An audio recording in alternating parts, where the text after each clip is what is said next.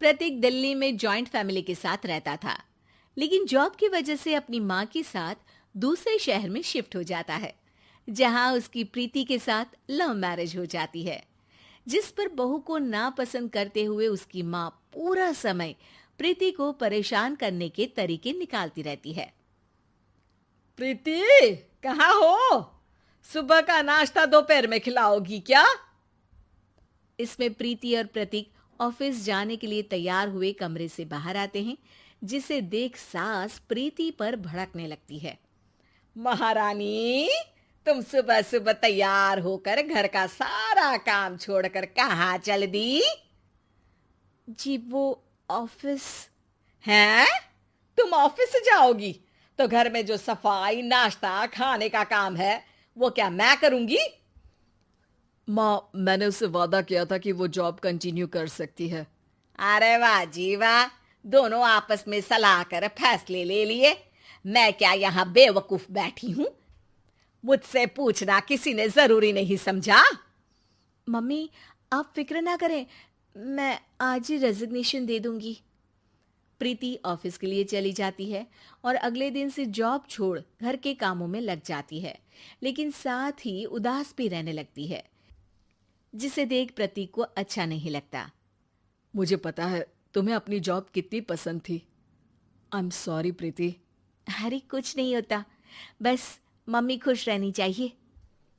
अब प्रीति अपनी सास को खुश करने और उनका दिल जीतने की जी तोड़ कोशिश करती रहती है, पर सास कभी उससे सीधे मुंह बात तक नहीं करती।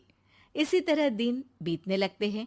एक शाम प्रतीक ऑफिस से परेशान घर वापस आता है। माँ, चाची का फोन आया था। दादी की तबीयत बहुत खराब है, हमें दिल्ली जाना होगा। पति की बात सुन प्रीति तो पैकिंग शुरू भी कर देती है, पर माँ वहीं बूत बनी खड़ी रह जाती है। लगता है मम्मी अपनी सास से बहुत प्यार करती हैं, तभी उनके बीमार होने की खबर सुन शॉक में आ गई। ये प्यार नहीं, परेशानी है। तुम तो ऐसे सोचो कि अब से जब तक दिल्ली में हो तुम्हारे अच्छे दिन शुरू। अच्छा, ऐसा क्या है दिल्ली में? वो तुम्हें कुछ ही घंटों में पता चल जाएगा। सास के रिएक्शन और पति की बात से कंफ्यूज्ड प्रीति दोबारा पैकिंग में लग जाती है, जिसके बाद कुछ घंटों का सफर तय कर तीनों दिल्ली पहुंच जाते हैं, जहां घर के अंदर पहुंचते ही लोगों की भीड़ देख प्रीति परेशान हो जाती है। हे भगवान, इतनी भीड़! प्रतीक, कहीं तुम्हारी दादी को कुछ हो तो नहीं गया ना? पागल, ये भीड़ नहीं, मेरा परिवार है। क्या? इसे तुम परिवार कहते हो? अरे इसे तो जिला घोषित कर देना चाहिए। तुम्हारा परिवार का तो अपना पर्सनल बिग बॉस बन सकता है। हैरान परेशान प्रीति परिवार वाले सदमे से बाहर निकली भी नहीं होती कि सिर पर पल्ला रखे शांत तरीके से सबके साथ बात करते हुए अपनी सास को देख उसे दूसरा सदमा लग जाता है। हाय राम, ये मम्मी का ऐसा भी कोई रूप है? ये तो मुझे पता ही नहीं था। ये तुम्हारी सास का ससुराल है। तभी प्रतीक की बहन बोल पड़ती है। यहाँ आपको ऐसी ऐसी चीजें देखने मिलेंगी जो सपने में भी सोची नहीं होंगी। हाँ, ये कुछ दिन तो बहुत इंटरेस्टिंग लग रहे हैं। सब एक साथ दादी के कमरे में जाते हैं, जहाँ पहुंचते ही उसे दादी की आवाज सुनाई देती है। क्यों रे, सास से मिलने की फुर्सत मिल गई? दूसरे शहर जाकर छूट क्या मिली? तुम तो भटकता पंछी बन गई। इतने समय में ये तक नहीं पूछा कि जिंदा भी हूं या मर गई। प्रीति की सास अपनी सास के पैर छूती है। अरे कैसी बात कर रही हैं मम्मी, आपको तो मेरी उम्र भी लग जाए।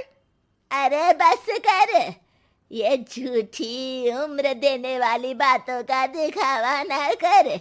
तेरा बस चले ना तो जो मेरी बची कुची जिंदगी है वो भी अभी खत्म कर दे। अरे बहू कहाँ है? इस पर सास प्रीति को दादी से मिलवाती है। दादी प्रीति को बहुत प्यार देती है।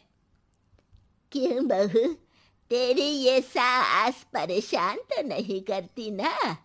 अगर करती है तो अभी बता दे, मैं इसकी क्लास लगा दूंगी। अरे कैसी बात कर रही हैं माँ जी, भला मैं क्यों किसी को परेशान करूंगी। प्रीति अपनी सास का ये रूप एंजॉय कर ही रही होती है कि तभी चाची वहां आकर प्रीति को अपने साथ ले जाती है। सास की क्लास लगते देख जो खुशी मिल रही थी वो तुम्हारे चेहरे से साफ पता चल रही थी, इसीलिए ले आई, क्योंकि अगर उन्हें पता चल जाता तो तुम्हारी खैर नहीं थी। थैंक यू चाची जी। चाची और प्रीति घर में झूले पर बैठी बात कर ही रही होती है कि उसकी सास भी वहां आ जाती है। मतलब यहाँ सारा काम मैं करूं और तुम बैठी हंसी ठिठोली करो? अरे चलो जाओ खाना बनाओ। सास प्रीति को डांटकर काम करने भेज देती है, जिसे दादी देख लेती है और एक बार फिर सासू माँ की क्लास लग जाती है, जिसे पूरा परिवार मजे से खड़ा होकर देखने लगता है। क्यों रे, मैंने तुझे काम बोला और तू उस बच्ची को परेशान कर रही है? सास की कोई इज्जत रह गई है इस घर में या नहीं? यहाँ खुद की सास होते हुए भी ज्यादा बड़ी बन रही है।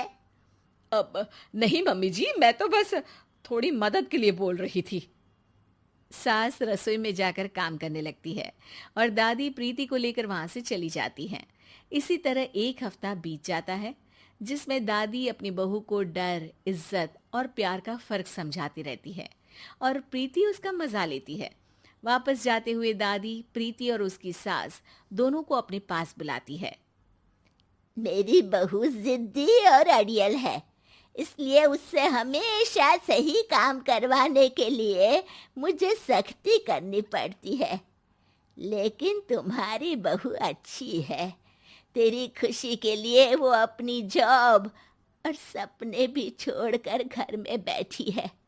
अपनी बहू के साथ प्यार से रहो।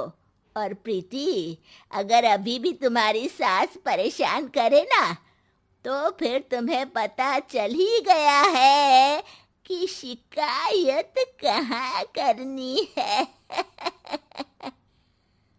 जी, अपनी सास के ससुराल में उनकी सासू माँ के पास।